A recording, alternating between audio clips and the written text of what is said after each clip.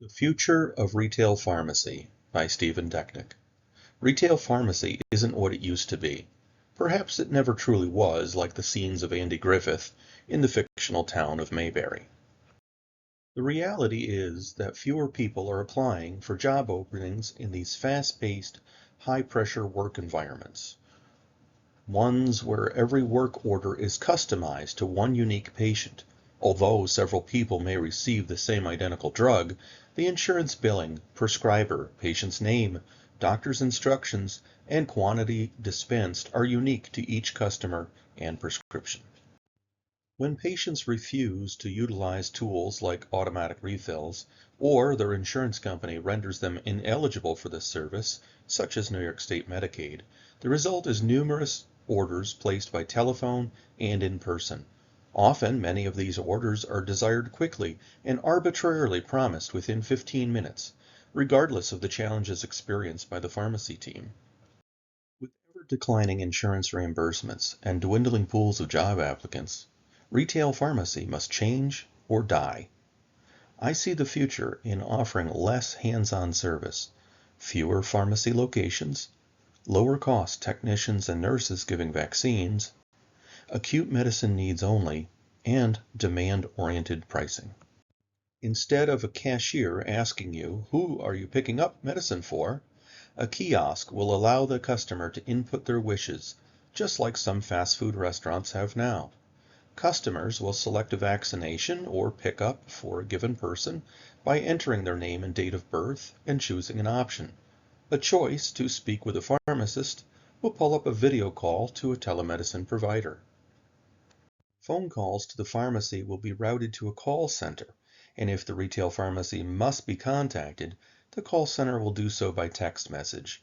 Retail pharmacies have already lost the staff and the payroll hours needed to field inbound phone calls on 5 lines. Often just one or a few people are on duty to serve the counter, the drive-through, and production line in filling prescriptions. Walk-in vaccines will be offered at an adjoining station where an immunization certified technician will administer the vaccine. Alternatively, a nurse could provide vaccinations at 1/2 to 1/3 the cost of a pharmacist. The pharmacist's time will be reserved for doing what only they can do. To ensure this, pharmacies of the future will not have half walls and counters where the staff can easily be interrupted. Instead, a blank wall with multiple kiosks will conceal the staff. This method will further improve the safety of the medical team, which is an increasing concern in retail pharmacies today. Routine refills of maintenance drugs will be handled by lower-cost, off-site and mail-order locations. Fewer retail pharmacy locations will reduce operating expenses as the mail-order service provides at-your-doorstep access to medications for patients. Ultimately, the only purpose that a retail pharmacy location will serve is to provide immediate filling of a prescription or vaccination. Demand-oriented pricing or demand-based pricing is a strategy where the pricing is set according to what buyers are willing to pay at that moment. This pricing method is already used for airline tickets as shown. Today, if I want a flight to Las Vegas, it's $800, but if I don't mind waiting, it's only $400.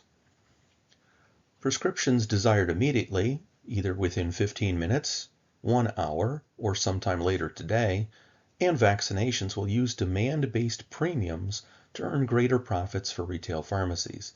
Instead of being told, "We can have your prescription finished in 15 minutes," customers themselves will be able to choose their price at the kiosk menu, with prices escalating based upon the demands of the pharmacy team. Drive-through windows will become a thing of the past, going the way of soda fountains. Instead, mobile phone apps and outdoor kiosks will enable customers to get whatever they need from inside the store delivered to them at a customer pickup lane, just as many grocery stores do now. A further enhancement to both ordering systems will offer shipping to the customer's home for the same day. How are your returns on all that custom work that you performed? Sure, you can try to hound people with phone calls, but only if you have a working phone number and their voicemail isn't full. How many still get returned to stock? ScriptDrop estimates 8 to 16% is typical. Just as a doctor requires a new patient intake form, so should pharmacies, with clauses that state that if you abuse the staff or use profanity, you're out. And you must use automatic refills if your insurance permits. And if your medicine is still sitting here after 72 hours, it will be mailed to you. Of course, you could add safety features like a maximum prescription price where this doesn't trigger.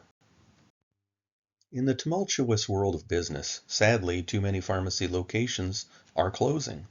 The only way to preserve immediate access to medicines is to leverage existing technology, kiosks and apps, redesign pharmacies, wall off the medical team and close drive-thrus, and implement strategies, off-site fulfillment, call centers, and demand-based prices. These ideas are being used now in many other industries, and some are sporadically implemented in retail pharmacy chains. True leaders will integrate these tools now to gain the advantage over their peers, while others will do nothing, adding to the landscape of empty storefronts. Thank you for listening, and remember, this does not constitute legal, financial, or other professional advice. Thank you.